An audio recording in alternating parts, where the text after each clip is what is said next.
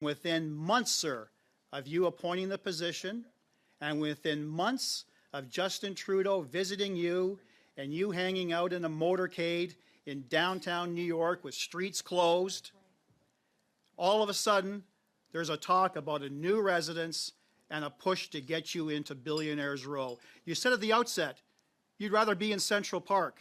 Now you're overlooking Central Park. You got your wish, sir. Mr. Clark, although you have not been sworn or affirmed to tell the truth, every witness that testifies at parliamentary committee is expected to tell the truth. Have you, sir, told the truth to the committee so far? I have, every word of it. I have a package of emails from the government, emails from the Chief of Staff to the Assistant Deputy Minister of Trudeau's Minister of Global Affairs, Melanie Joly.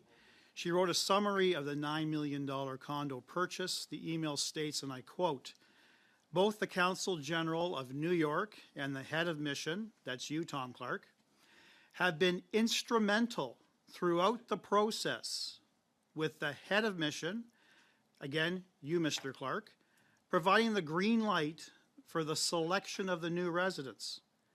It is in writing by the department.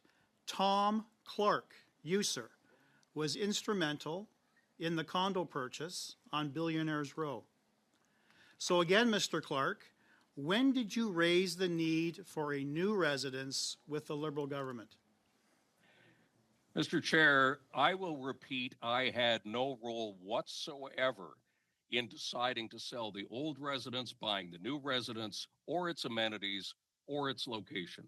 That email that you're referring to has a couple of addendums to it that I think are important. Number one, it was corrected. That was a person who was not involved in the process of this. I only became aware of this email less than 48 hours ago. I, too, was taken aback by what was in it because it was simply wrong. It wasn't true. Mr. Clark, let me stop you right there. I don't believe you. Canadians don't believe you.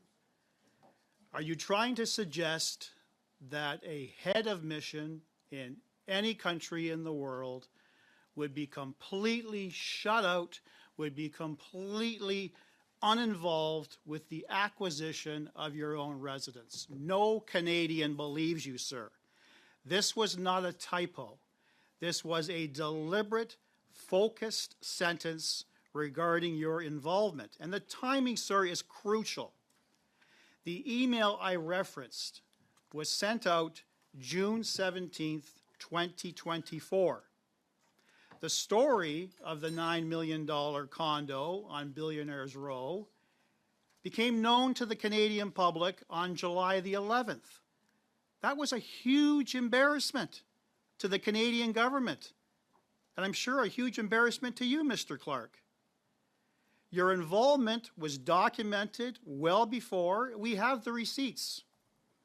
The department's pathetic attempt to cover up for you was issued on July 25, after all of the controversy, after all of the pushback from politicians, from Canadians who are struggling to put a roof over their head, who are lined up at food banks, who are starving. People who go to the food banks were actually, donating to the food banks. And you're sitting on Billionaire's Row, sipping coffee from a $6,000 coffee machine. You can appreciate how appalling that is to Canadians. So again, sir, I ask for honesty. When did you bring up the need for a new residence? Mr. Chair, I will repeat once again, and please, if you wish, you can put me under oath on this. I had nothing to do with the decision to sell the old OR.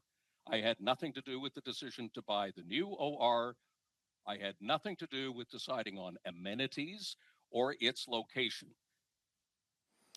It's funny, Mr. Clark, 19 previous consul generals to New York since 1961 have all enjoyed the lavish amenities, the wonderful location in Midtown Manhattan of the Park Avenue residents until you, sir, were appointed to the position. And within months, sir, of you appointing the position, and within months of Justin Trudeau visiting you and you hanging out in a motorcade in downtown New York with streets closed, all of a sudden, there's a talk about a new residence and a push to get you into Billionaire's Row. You said at the outset, you'd rather be in Central Park. Now you're overlooking Central Park. You got your wish, sir.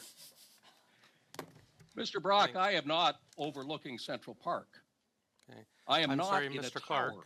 I have to interrupt. That is our time, but I think you'll probably have a chance to respond for our next intervention, Mr.